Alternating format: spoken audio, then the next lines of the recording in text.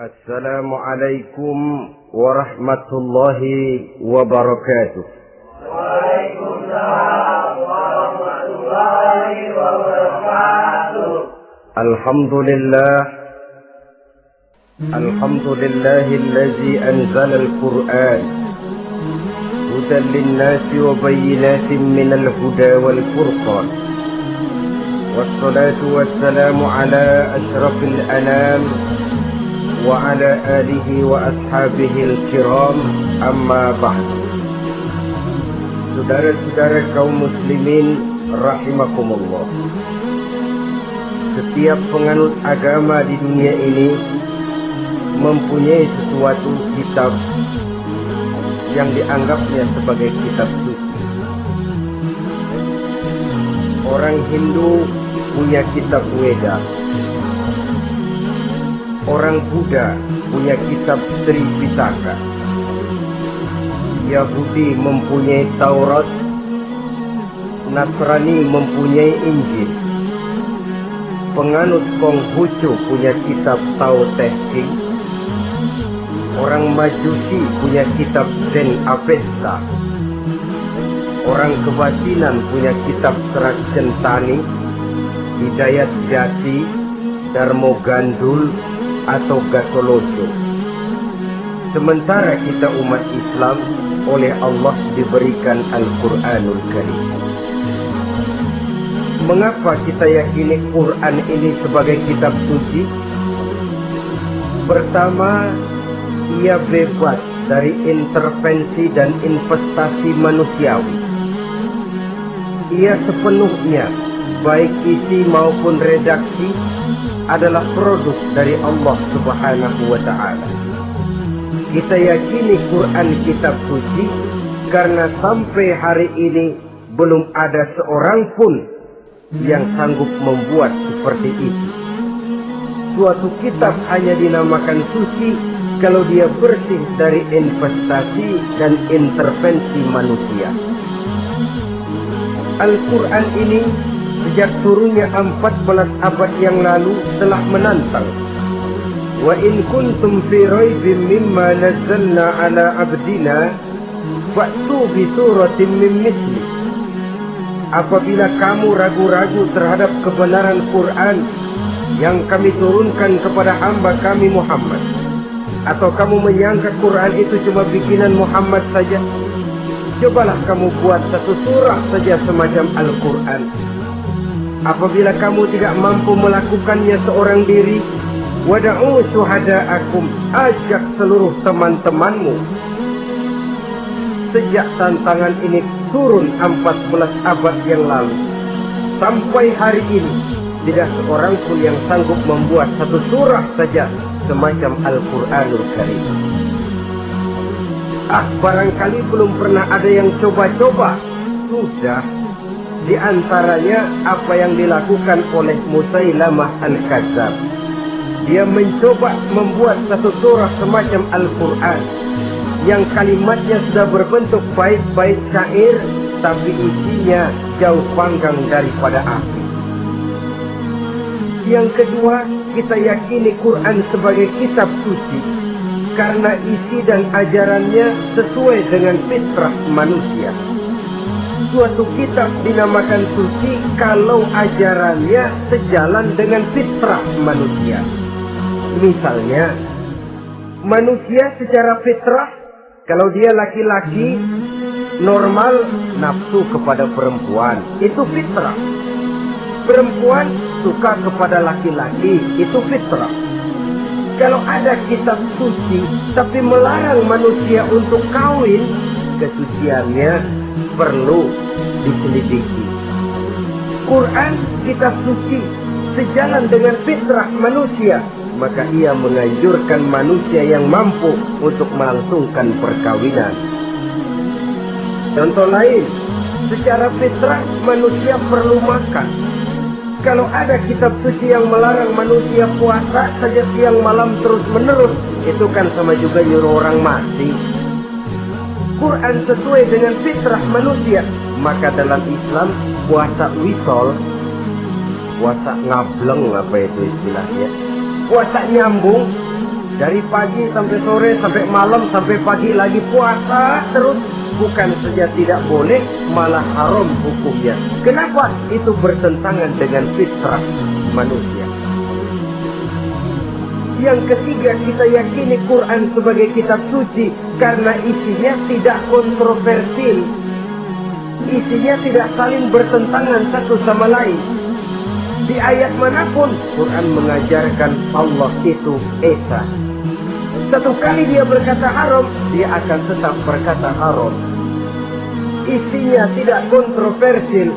Sebab kalau ada kitab suci, di satu pihak mengajarkan Tuhan Esa, di lain ayat mengajarkan Tuhan 3, di lain ayat lagi mengajarkan Tuhan 4, kitab kacau namanya.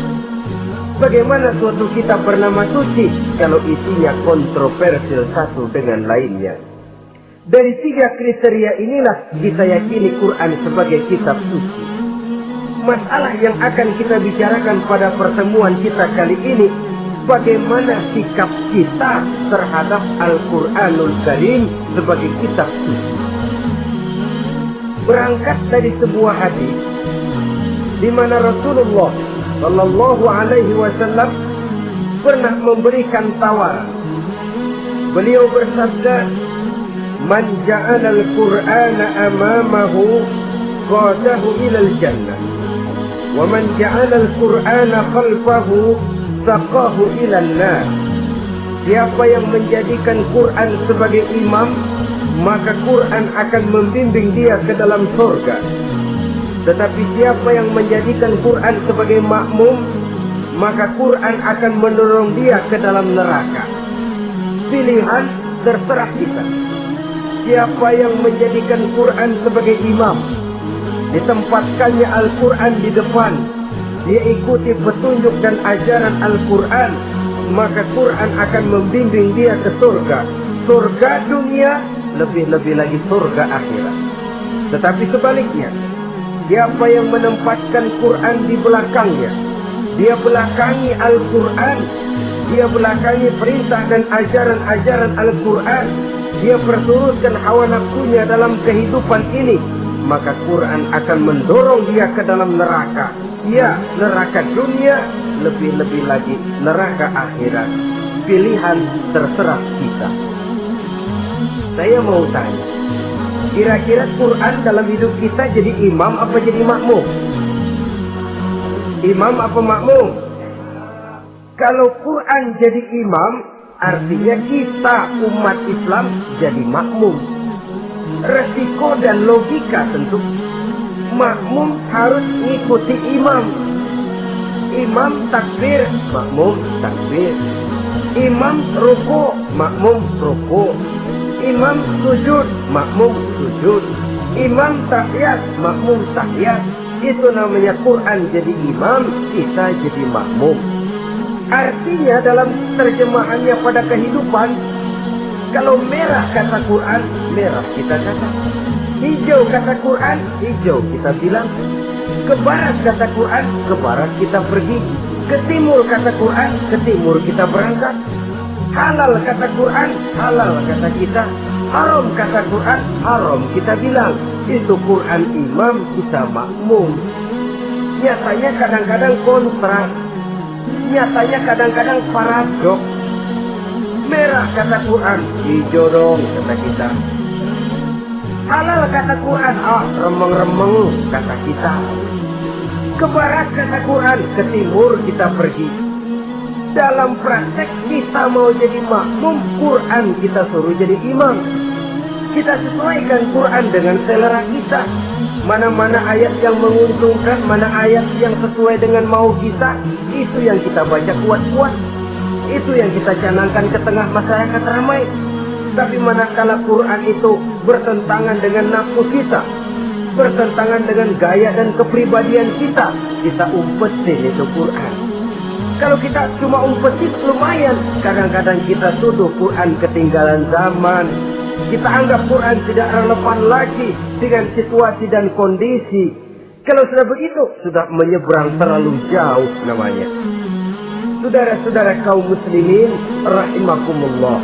Inilah makna hadis Nabi yang diriwayatkan dari Imam Ali bin Abi Thalib, bersabda Rasul, "Man qara'al Qur'ana fastazharahu wa ahalla halalahu wa harrama haramahu adkhalahul jannah."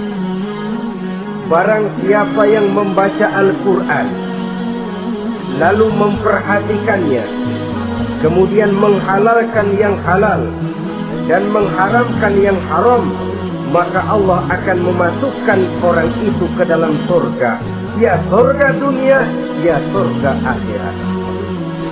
Apabila kita renungi hadis ini, maka untuk berimam kepada Al-Quran ada 3 jalan utama yang harus kita laksanakan. Pertama, dari kalimat man qara'al Qur'an, barang siapa yang membaca Al-Quran. Ini artinya siapa yang ingin menjadikan Quran sebagai imam di dalam kehidupan, jalan pertama yang harus ditempuhnya menanamkan kegemaran membaca Al-Quranul Karim. Al-Quran gharibun bima baina qaumin la yaqra'una. Quran akan jadi asing, Quran akan jadi aneh kalau terletak di tengah rumah orang Islam yang tidak suka membaca Al-Quranul Karim. Jadi langkah pertama, tanamkan kegemaran membaca Al-Quran. Saya tidak menyalahkan kalau remaja kita gandrung kepada Stevie Wonder. Baik kalau mereka senang kepada suara emasnya Michael Jackson atau suaranya Madonna. Tapi kalau sampai harus mengalahkan kecintaan mereka kepada membaca Al-Quran, ini ironi. Sebagai orang tua, kalau anak-anak kita buta huruf Latin, katanya menghambat pembangunan. Bahkan pemerintah saja menggalakkan bebas 3B, buta aksara diantaranya, supaya rakyat bisa membaca huruf Latin. Kalau anak-anak kita buta huruf Latin, katanya menghambat pembangunan. Bagaimana kalau anak-anak kita buta huruf Quran? Jelas saja menghambat proses kesadaran dan kebangkitan dari dunia Islam itu sendiri. Itu contoh ringan. Dulu sebelum pembangunan merata, listrik belum lagi masuk desa, kampung gelap, rumah pakai lampu minyak. Kalau kita masuk kampung, terasa banyak orang Islam. Kenapa? Di rumah sebelah sana kita dengar anak muda sedang latihan baca rawi, sebelah sini ibu-ibu sedang selawatan, di rumah sana remaja sedang baca Quran. Pembangunan maju, listrik masuk desa, alhamdulillah. Tapi apa yang kemudian terjadi? Proses pergeseran nilai. Setelah listrik masuk desa, radio main kenceng-kencengan, televisi main gede-gedean, baca Quran sudah barang aneh, langka. Tengoklah sekarang kalau kita masuk kampung, ada yang remaja sedang baca Quran, rasanya kok aneh, nggak umum. Sesuatu yang baik malah menjadi nilai-nilai keanehan. Saudara-saudara kaum muslimin rahimakumullah, tanamkan kegemaran membaca. Dalam satu hadis Nabi pesan, nawiru buyutakum bitilawatil Quran, sinari rumah tanggamu dengan bacaan Quran. Sebab listrik ini cuma bisa menerangi gelap, tapi tidak akan sanggup menerangi hati manusia. Quran produk Allah, dibaca dalam segala keadaan, tepat dan pantas. Lihat saja, orang sedih baca Quran, terhibur. Orang gembira baca Quran, tidak lupa diri. Di rumah mewah ada yang baca Quran, bagus. Di kubu kreot di pinggir kali ada yang baca Quran, cocok. Orang kawin dibacakan Quran, bagus. Orang mati dibacakan Quran, tidak jelek. Dalam segala keadaan, in all season, bahasa kerennya, dia pantas dibaca.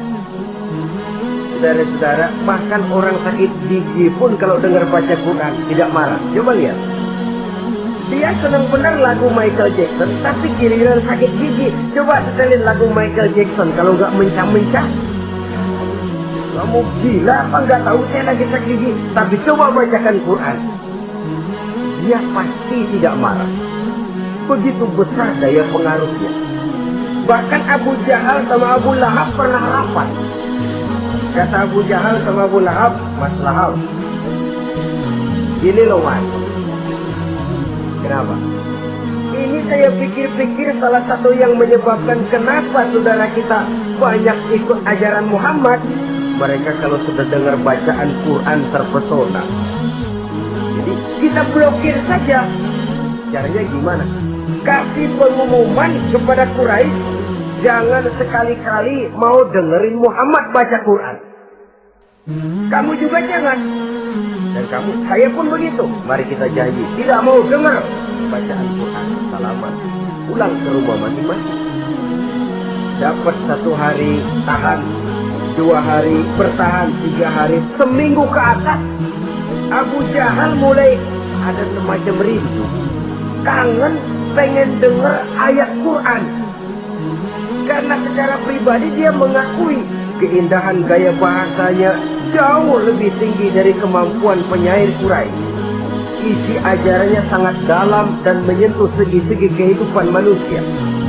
Gak tahan Abu Jahal, kayak bikin hatinya. Keluar rumah milik-milik, ngumpet-ngumpet, dompet di rumah Nabi, pengen dengar Nabi baca Quran.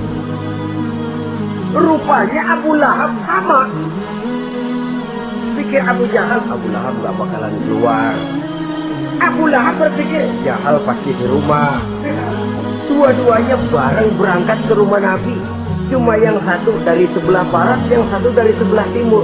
Ngempet, ketemu di sudut, sama-sama kaget.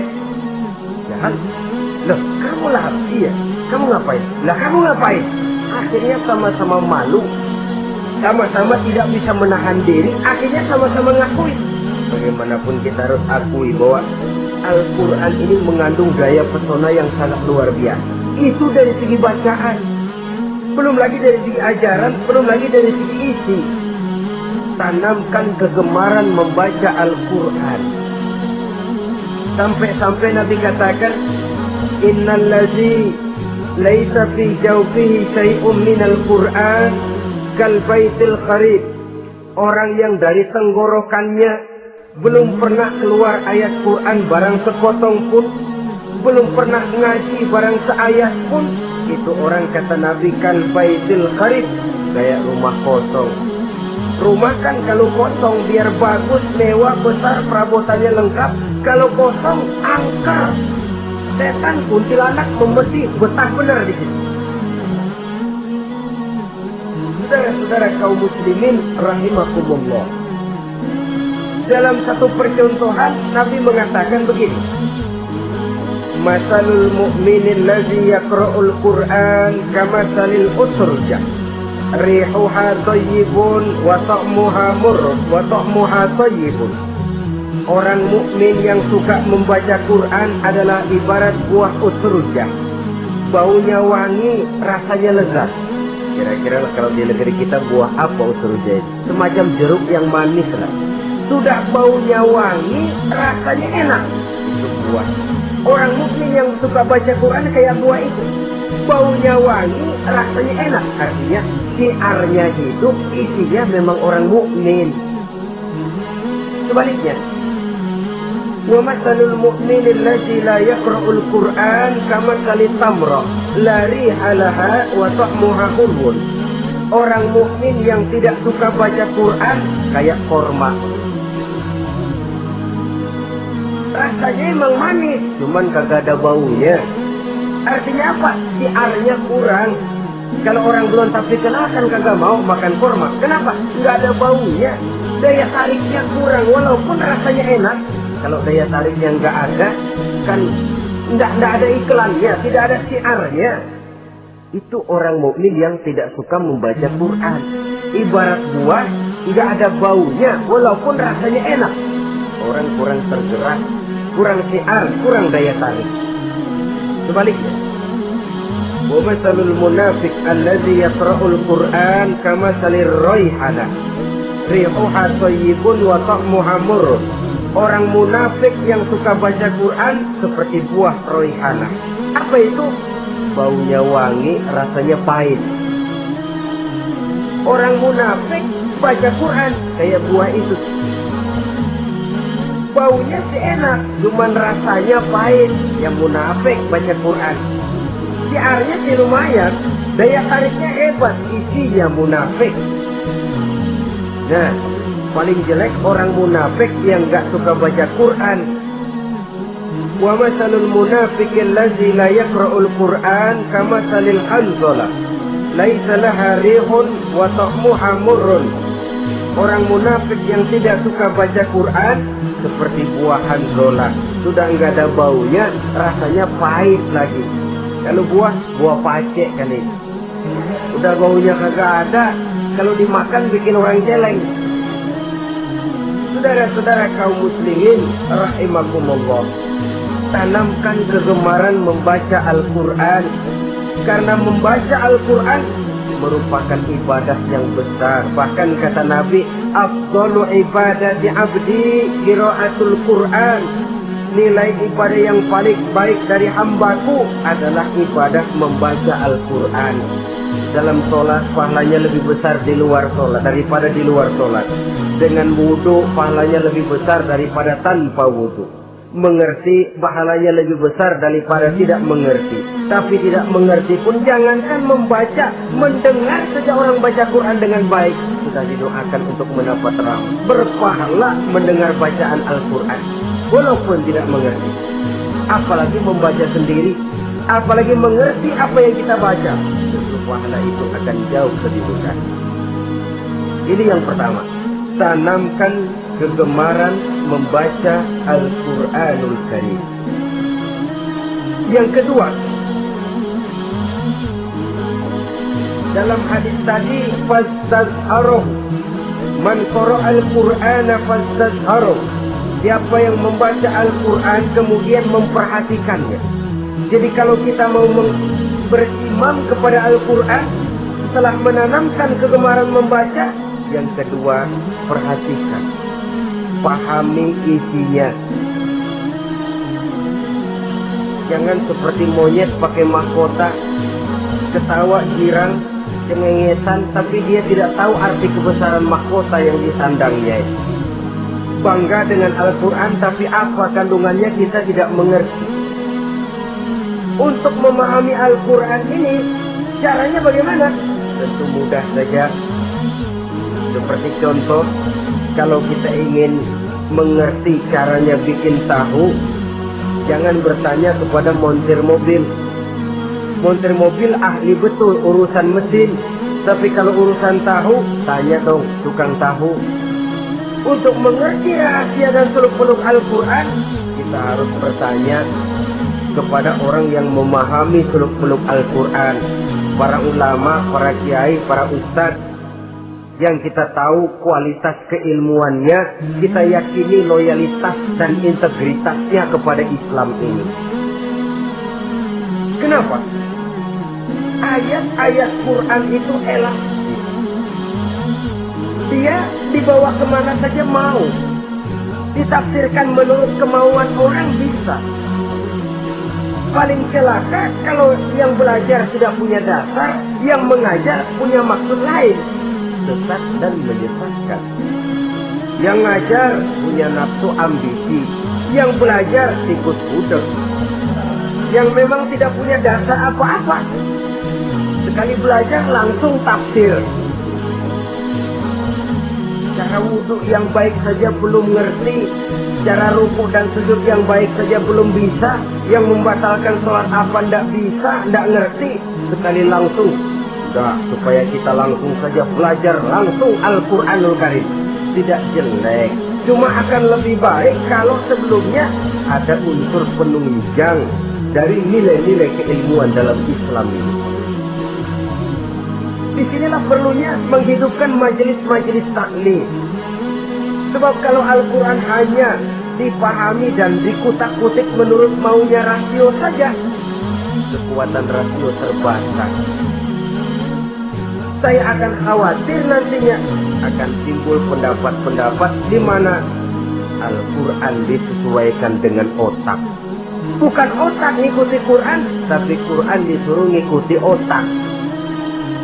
Contoh yang dekat saja, kalau saudara ngukur kayu pakai meteran, itu kira-kira meteran ikut kayu, apa kayu ikut meteran? Ayo, kira-kira kayu ikut meteran, apa meteran ikut kayu? Meteran ikut kayu. Bagus. Kalau meteran ikut kayu, artinya nggak ada meteran benar di dunia ini. Kayunya kependekan, meterannya dipotong. Kan begitu loh, meteran ikut kayu namanya.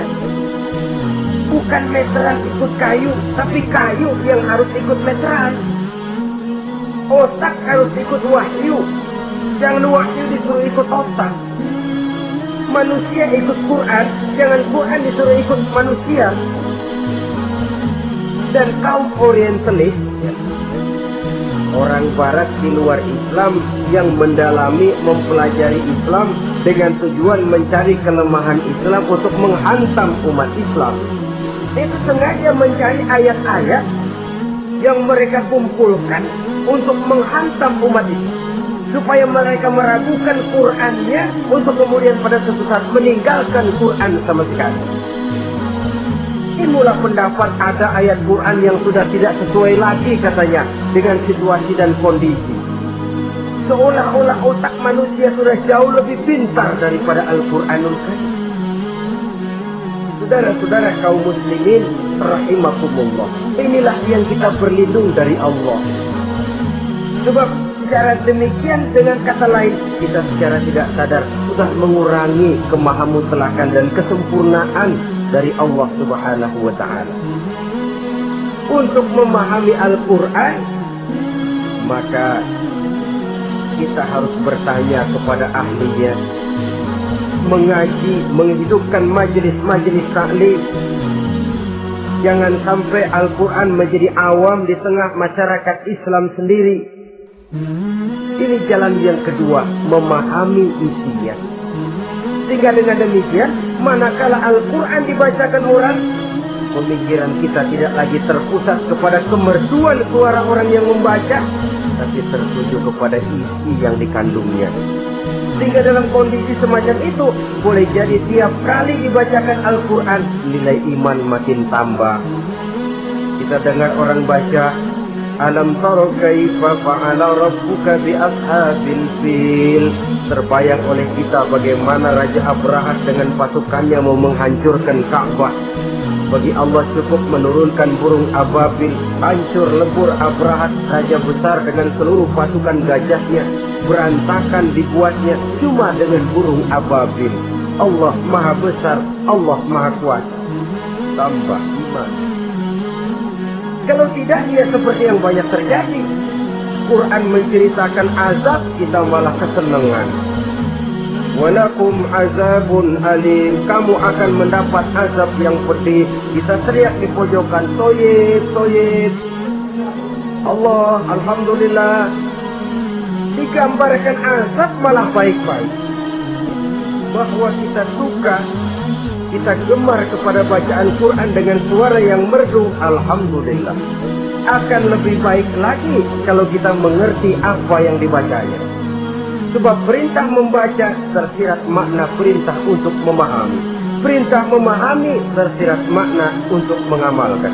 Dengan kata lain, kita hanya bisa mengamalkan Quran dengan baik kalau kita mengerti isinya. Kita hanya bisa mengerti isinya kalau kita rajin membacanya. Baik membaca yang tersirat, baik membaca yang tersurat dengan petunjuk para alim ulama, para kiai, dan orang-orang yang ahli di bidang itu. Saudara-saudara kaum muslimin rahimakumullah, inilah jalan kedua. Upayakan memahami isinya. Hidupkan kajian-kajian agama, hidupkan majelis-majelis taklim. Jangan sampai Al-Quran asing di hati kita sendiri. Jangan sampai kita awam terhadap makna kandungan dan ajaran Al-Quran, sementara kita yakini bahwa dialah yang akan bisa membimbing kita menuju kebahagiaan sejak dari dunia sampai ke akhirat nanti. Jalan ketiga untuk berimam kepada Al-Quran, setelah menanamkan kegemaran membaca, lalu berupaya memahami isinya, yang ketiga adalah mengamalkannya dalam kehidupan sesuai dengan kemampuan yang kita miliki. Quran tidak akan membawa berkah Kalau ajaran yang terkandung di dalamnya kita baca, tapi kemudian kita injak-injak dalam praktek kehidupan. Quran mengatakan riba haram, tapi praktek kita dalam hidup malah senang betul kepada riba. Quran mengajarkan jagalah kesatuan persatuan dan ukhuwah Islamiyah. Praktek yang kita lakukan malah centang berenang, malah saling bertolak belakang, malah kadang menjegal kawan seiring, menggunting dalam lipatan, ramai kita dengan kita. Lalu kelemahan pun menjadi kenyataan di mana-mana. Quran sekali lagi tidak akan membawa berkah kalau yang kita baca kita injak-injak. Tentang pengamalan Al-Quran ini, Allah Subhanahu wa ta'ala mengklasifikasi manusia dalam firman-Nya, "Tsumma awrasnal kitaba allazina istafaina min ibadina." Kemudian kami wariskan Al-Quran ini kepada hamba-hamba kami yang kami pilih. Ya Allah, coba saja kita lihat ayat ini. Quran kitab pilihan diberikan kepada umat pilihan, yaitu kita-kita ini. Lalu bagaimana umat pilihan ini setelah menerima Al-Quran? Terbagi dalam 3 kelompok besar. Pertama, kata Allah, "Faminhum zalimun li nafsihi."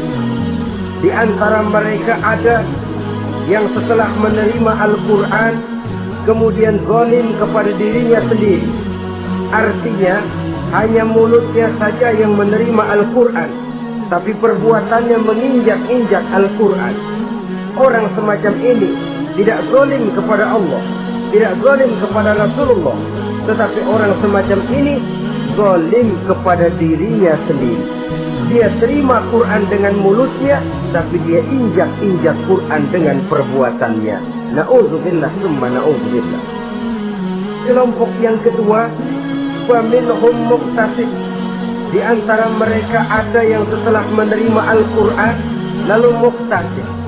Muqtasid ini 50-50, ngambil jalan tengah.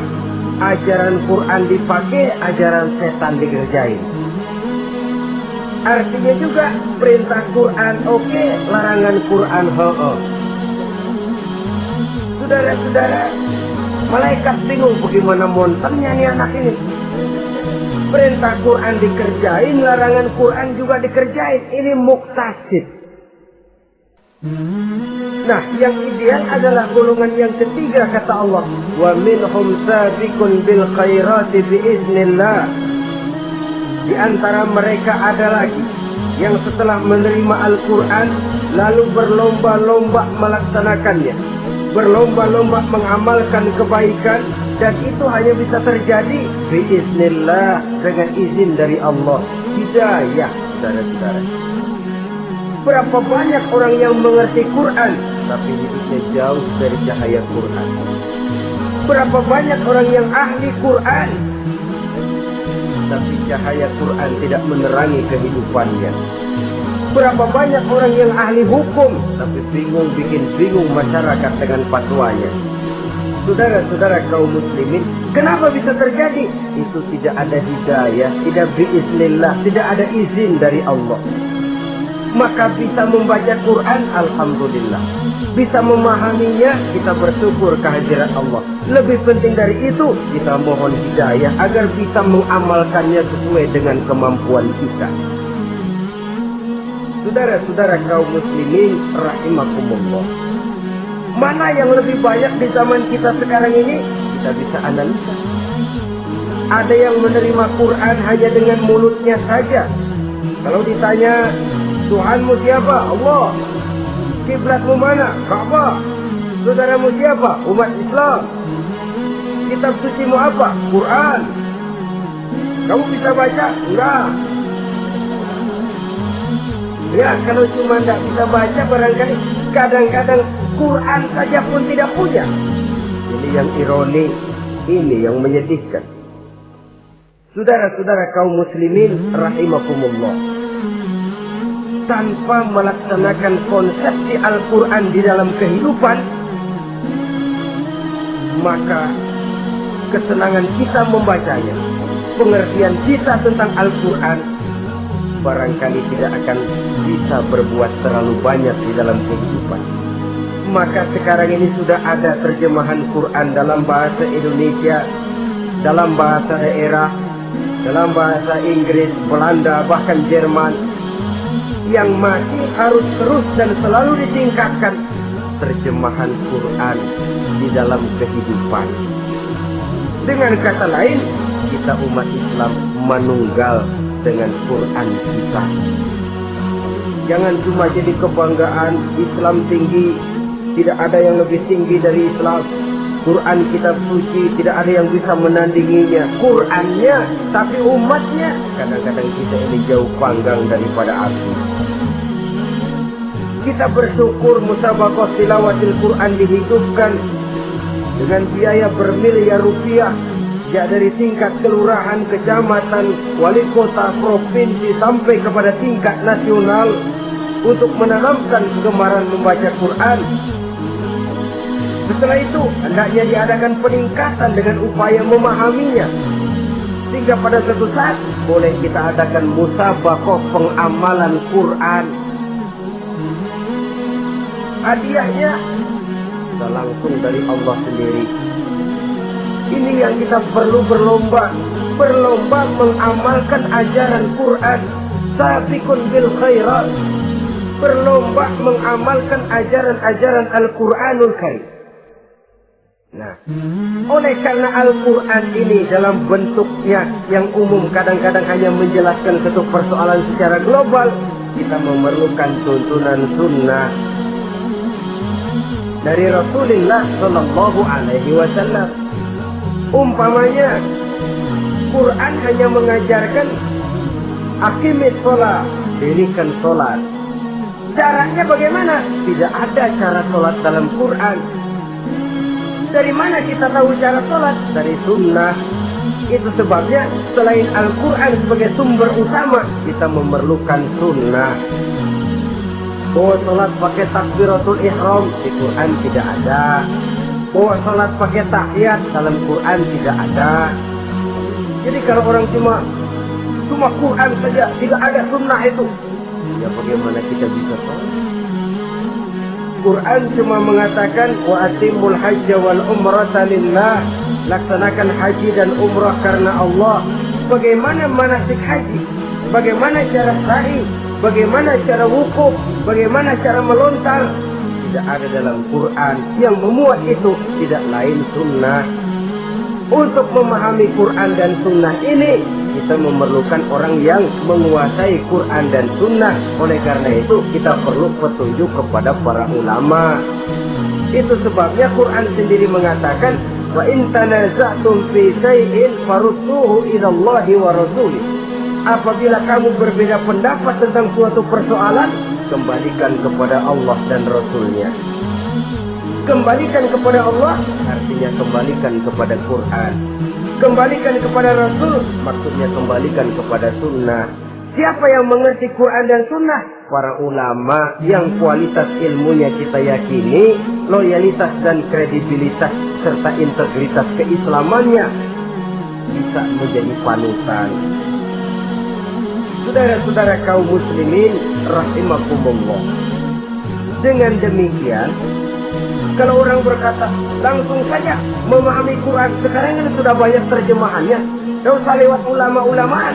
Saya tidak mencela, cuma agak mengkhawatirkan kalau dia memahami Quran cuma sekedar lewat terjemahannya saja, sangat mungkin jadi dia bisa salah paham. Kita memerlukan bantuan sunnah, kita memerlukan petunjuk para ulama yang menguasai di bidang itu. Kembalikan kepada Quran dan sunnah artinya bertanya kepada orang yang memahami Quran dan sunnah. Nah, dengan begitu kan akan terjadi perbedaan pendapat. Perbedaan pendapat sesuatu yang halal sepanjang tidak menyebabkan kita berpecah belah. Halal berbeda pendapat, asal diletakkan pada proporsinya. Apalagi kalau perbedaan pendapat itu cuma masalah teknis, bukan masalah prinsip. Kenapa tidak pulang saja kepada tuntunan Quran? Lana a'maluna wa lakum a'malukum. Kami akan mengamalkan amalan yang kami yakini benarnya. Saudara persilakan mengamalkan amalan yang saudara yakini benarnya. Sama-sama punya alasan, sama-sama punya dalil. Tidak usah saling menyalahkan, tidak usah saling mengklaim merasa yang paling benar, orang lain salah semua. Kemukakan argumen, jangan sentimen. Harus dengan semangat mencari kebenaran, bukan untuk mencapai kemenangan. Kalau sentimen lebih penting dari argumen, kalau kemenangan lebih diutamakan dari mencari kebenaran, yang berlaku kadang-kadang gengsi. Kalau sudah gengsi, yang bicara emosi. Kalau sudah emosi, istilah kita di kampung ngambek. Gedean ilmunya sama amboknya. Kadang-kadang, saya kalau nggak jadi imam nggak mau sembahyang di situ. Kalau nggak jadi imam, orang lain dianggapnya kagak sah sembahyangnya. Pokoknya kalau nggak ngaji sama saya, Islamnya kurang bener. Mengklaim. Perbedaan pendapat wajar, halal, asal tidak menyebabkan kita berpecah belah. Dan sewajarnya kita lebih berusaha mencari titik pertemuan, memperbesar persamaan, dan bukan mengutak-ngutik perbedaan. Kadang-kadang inilah penyakit kita. Satu kunut, satu tidak sembahyang subuhnya, bisa RT. Satu usoli, satu tidak, bisa RW. Satu azan sekali Jumatan, satu dua kali, bikin masjid lagi. Kenapa bukan persamaannya yang dicari? Kenapa justru perbedaannya yang diperbesar?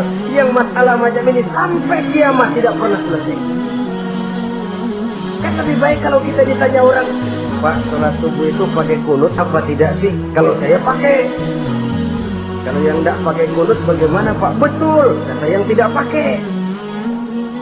Jadi yang pakai kunut betul, betul karena saya pakai kunut. Yang tidak juga betul, betul kata yang tidak pakai. Kalau yang kunut betul, yang tidak kunut betul. Lalu yang salah yang mana Pak? Yang salah yang subuh nggak sembahyang.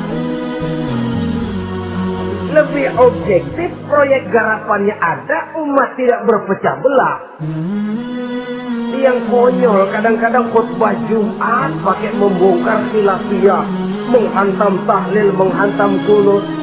Selesai sembahyang Jumat, apa yang terjadi? Umat resah, masyarakat gelisah, polemik timbul, masalah tidak terselesaikan.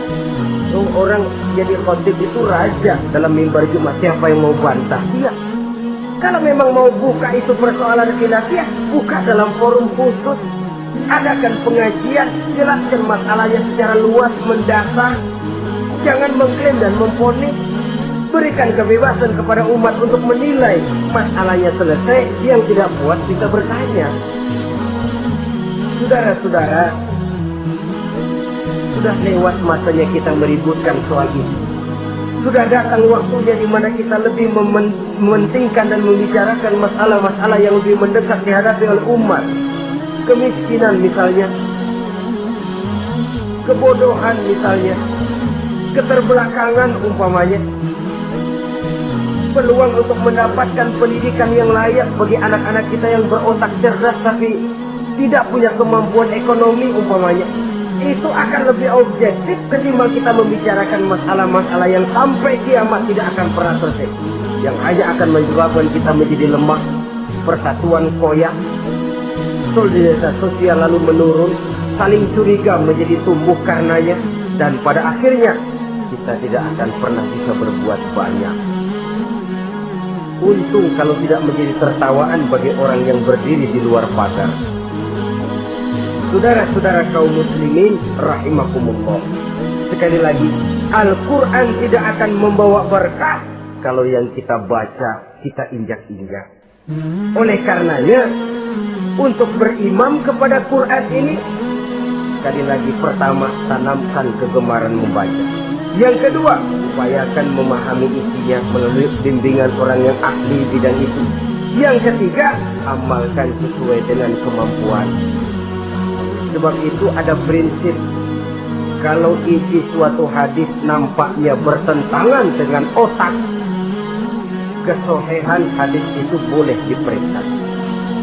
Tapi kalau ayat Quran nampaknya bertentangan dengan otak, otaknya yang harus diperiksa. Jangan Qurannya lalu disesuaikan dengan otak. Sebab kalau kita sudah berani berteori, ada ayat Quran yang tidak sesuai dengan keadaan. Ayat yang mana? Yang ini. Tahun depan tambah lagi, tahun depan tambah lagi. Makin lama makin habis Al-Quran. Yang perlu diperbarui cara kita memahami Quran. Bukan dengan mengemukakan teori ayat Quran kehilangan relevansi. Cara kita memahami barangkali yang kurang relevan. Dalam situasi, dalam konteksnya dengan situasi dan kondisi. Jangan lupa, Al-Quran ini kan untuk semua umur.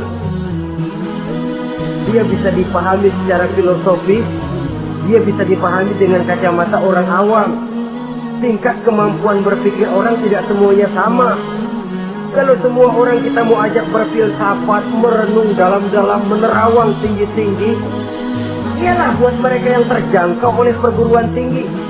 Tapi buat saudara-saudara kita, pedagang-pedagang kecil, petani di desa-desa terpencil, remaja-remaja yang jauh dari sentuhan teknologi canggih, sanggupkah mereka berpikir filosofis?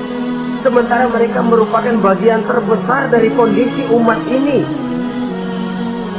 Saudara-saudara kaum muslimin, oleh karenanya ditentang membaca, memahami dan mengamalkan. Rasulullah Sallallahu Alaihi Wasallam pernah memberikan sugesti.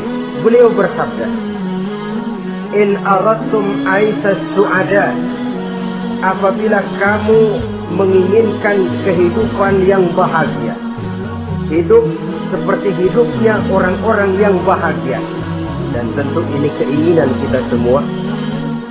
Wa mautas syuhada, dan menginginkan mati sebagai matinya para syuhada, para pahlawan pembela agama, orang yang mati syahid.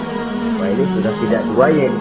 Hidup mulia, mati syahid, dapat dua-duanya. Wan najata yaumal hasri, dan ingin mendapat keselamatan pada hari hasyar, hari pengumpulan manusia di padang mahsyar. Wa zilla yaumal harri, dan mendapat perlindungan dari Allah pada hari yang sangat panas. Wal huda minadh dhalalah, dan mendapat petunjuk dari kesesatan. Ini keinginan semua orang. Kan yang kita cari apa sih? Hidup bahagia. Biar tidak kaya asal bahagia, tidak enak. Lalu apalagi? Matinya sebagai syahid. Kemudian di hari pengumpulan nanti mendapat keselamatan. Lalu pada saat orang lain kepanasan kita mendapat perlindungan. Kemudian orang lain kebingungan kita mendapat petunjuk. Kalau ini yang diinginkan kata Nabi, resepnya fa'azimu qira'atal Qur'an, maka lazimkan, biasakan olehmu membaca Quran. Tidak ada terlambat. Idealnya memang dari kecil, sebab lidah kalau sudah kaku berat. Suruh baca innallaha laghaniyun hamid, lidahnya berat. Innallaha lampuniyun hamid, lampuniyun, laghaniyun jadi lampuniyun. Lidah itu kalau sudah berat ya memang berat. Disuruh baca ya Bani Israel, lidahnya berat. Ya Bini Israel, jadi ya Bini Israel. Saudara-saudara, idealnya memang dibiasakan dari kecil supaya lidah itu ringan. Kalau tidak ada istilah terlambat. Saya malu Pak, belajar alif-alifan udah gede. Ya jangan alif-alifan, alif beneran. Alifan kapan bisa ya?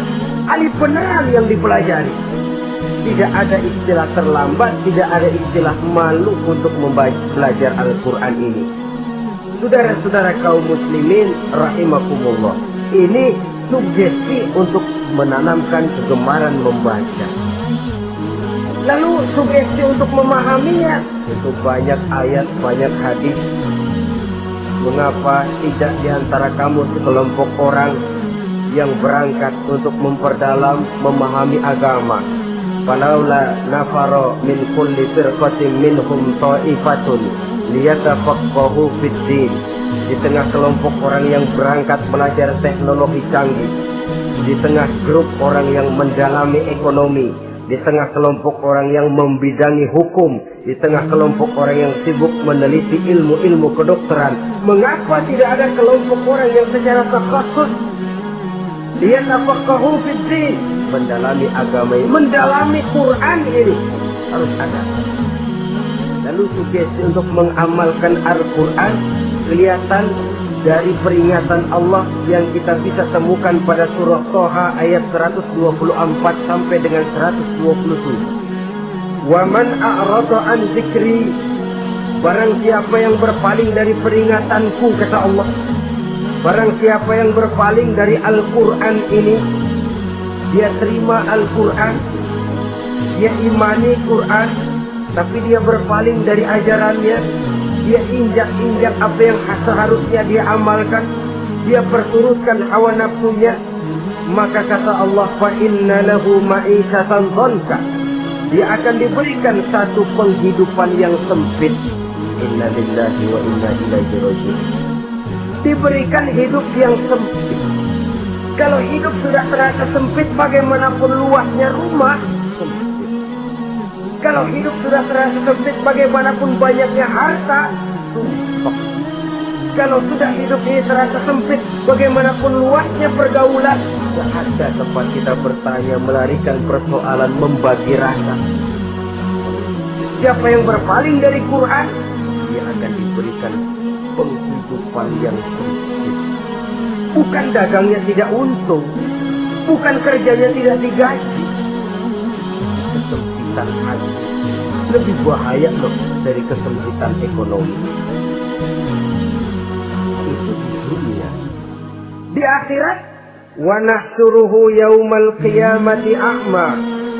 Di akhirat nanti dia akan dikumpulkan oleh Allah dalam keadaan buta. Ya Allah, ya Rasul. Padahal ke akhirat kita baru tumben. Sekali ke akhirat buta. Masya Allah. Di tempat kita lahir saja, kalau tadinya kita melihat, tahu-tahu menjadi buta, kita bingung. Padahal jalan sudah pernah kita lihat, arah sudah pernah kita tahu. Bagaimana di padang mahsyar nanti? Kemana jalan yang akan ditempuh? Kepada siapa kita hendak bertanya? Mana teman, mana istri, mana anak? Buta pula kita. Kesengsaraan yang merupakan puncak kesengsaraan. Dikala itu orang yang semacam tadi protes, Rabbi, lima hasartani a'ma wa qad kuntu basira. Wahai Allah, kenapa hari ini saya dikumpulkan dalam keadaan buta? Padahal ketika di dunia dulu saya melihat, saya menyaksikan gunung yang menjulang tinggi ke angkasa, saya melihat lautan yang luas terhampar biru membentang, saya saksikan luhana sawah luas menguning, saya saksikan keindahan alam. Di dunia saya melihat Allah. Kenapa sekarang saya dikumpulkan dalam keadaan begini? Protes dia, tidak terima dia. Allah jawab, kadzalika atatka ayatuna fanasisaha. Kata Allah, begitulah memang. Dahulunya waktu di dunia telah datang ayat-ayat kami kepadamu, telah turun Al-Quran, telah datang agama, fanasisaha, tapi kamu lupakan dia. Kamu lupakan Quran, kamu lupakan Islam. Datang ayat, turun Quran, turun agama, kamu belaga filon, kamu belaga nggak tahu. Wa kadzalikal yauma tunsa, maka hari ini pun begitulah kamu dilupakan. Sebagaimana dulu waktu di dunia, kamu telah melupakan ayat-ayatku, melupakan kitabku, melupakan ajaran-ajaranku. Hari ini kamu pun dilupakan. Seolah-olah Tuhan cuma nggak bilang. Mereka protes, Tuhan, kenapa saya buta padahal di dunia saya melihat? Kata Tuhan, kalau bahasa kita, lu rasain. Lu sih, kenapa dulu di dunia? Pura-pura nggak lihat. Kenapa waktu di dunia? Pura-pura nggak tahu. Kenapa waktu di dunia? Kamu lupakan Quran, maka hari ini pun engkau kami lupakan. Wa kadzalikal yauma tunsa. Wa kadzalika najzi man asrafa walam yu'min bi ayati rabbih wal azabul akhirati asad wa abqa. Demikianlah kami membalas orang yang berlebih-lebihan, orang yang melampaui batas dan tidak mau beriman kepada ayat-ayat Tuhannya, dan sungguh siksa akhirat itu lebih dahsyat dan lebih kekal. Siksa dunia mungkin kelaparan, kekurangan ekonomi, kekurangan pakaian, tapi berapa hari paling lama seumur manusia? 70 tahun umur kita, ya paling lama begitulah. Tapi siksa akhirat, kesengsaraan akhirat, kesengsaraan neraka, asaddu wa abqa, lebih dahsyat dan lebih kekal. Di zaman sekarang orang bukan cuma berbuat potong kompas, berpikir pun potong kompas, berpikir pun ngambil jalan pintas. Dia lebih memilih kesenangan yang sedikit dengan mengorbankan kesenangan yang abadi. Dia mengejar surga yang sebentar dengan menghancurkan surga yang kekal. Dicarinya surga dunia, hidup cukup, rumah bagus, makan bagus, pakaian bagus, istri bagus, dengan menghalalkan segala macam cara, berpaling daripada kehidupan agama. Injak-injak Al-Quranul Karim. Kita berlindung kepada Allah. Jangan sampai dimasukkan dalam kelompok yang di akhirat nanti dibangkitkan dalam keadaan buta. Na'udzubillah, summa na'udzubillah. Di sini kita terkesan dengan apa yang dikatakan Sayyid Muhammad Abduh. Al-Islam mahjubun bil muslimin. Kebesaran Islam kadang-kadang tertutup oleh tingkah laku umat Islam sendiri. Keluhuran dan kesempurnaan Al-Quran tertutup oleh kebodohan umat Islam. Sedangkan untuk mengungkapkan rahasia Al-Quran ini diperlukan keahlian yang kompleks. Saudara yang di Fakultas Teknik belajar teknologi, ungkap buka rahasia Quran di bidang teknologi. Saudara yang di bidang kedokteran, ungkap buka rahasia Al-Quran di bidang kedokteran. Saudara yang ahli geologi, pelajari struktur kulit bumi dengan mengungkap rahasia Al-Quran. Sehingga pengkajian kita tentang teknologi, pengkajian kita tentang angkasa luar, pengkajian kita tentang anatomi manusia akan berakhir kepada Subhanaka ma khalaqta hadza batila. Ya Allah, tidak satu pun yang Engkau ciptakan ini sia-sia. Perut bumi mengandung minyak, timah, kekayaan yang berharga untuk manusia. Mempelajari angkasa luar bisa memahami musim dan menyelamatkan manusia. Mempelajari rimba belantara, teknologi canggih, akhirnya akan memperkuat nilai-nilai iman. Menerjemahkan ajaran Quran lewat disiplin ilmu yang kita kuasai masing-masing, untuk kemudian bekerja sama bahu-membahu dalam rangka mengimani Al-Quran, mengamalkan Al-Quran, dan mengawal keluhuran Al-Quranul Karim yang atas dasar tuntunannya kita hidup, untuknya kita berjuang, dan dalam bimbingannya kita ingin kembali menghadap Allah Subhanahu wa Ta'ala. Inilah pertemuan yang singkat ini. Mudah-mudahan kita diberikan kekuatan oleh Allah untuk berimam kepada Al-Quran, menjadikannya sebagai pedoman utama di dalam kehidupan kita. Terima kasih atas segala perhatian. Mohon maaf atas segala kekurangan. Usikum wa nafsi bitaqwallah. Wassalamualaikum warahmatullahi wabarakatuh.